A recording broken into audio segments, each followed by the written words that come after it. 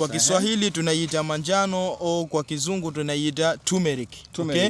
Sometimes tunaiita binzari. Okay? Ndio hii hapa binzari. Hii ndo manjano yenyewe. Hii ndo manjano yenyewe, mzizi huu. Huo ndo mzizi. Huu ndo mzizi. Hii ni njano yenyewe, imekaa kama tangawizi umbo lake la nje, lakini ukikata kwa ndani ni njano. Binzari yenyewe. Okay?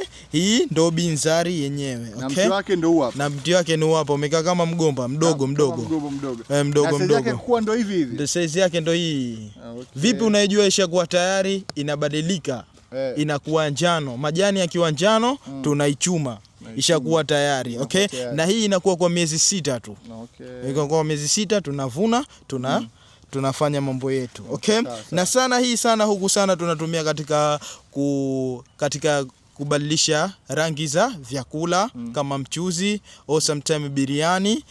Na pia huku tunatumia hii fresh one, hii hapa, hii fresh kwa kina dada huku sana anatumia kuondoa zile chunusi, pimple and acne in a face, to become baby face like Rihanna, Beyonce.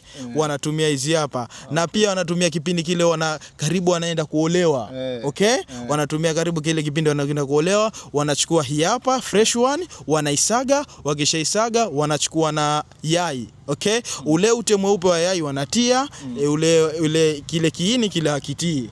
Then wanazitia pamoja, wanazichanganisha, wanatumia kujipaka katika uso. Wakishatumia kujipaka katika uso, zile pimple and acne zinaondoka. Then wanakwenda kuolewa. Hao ni mabibi harusi. Mabibi harusi.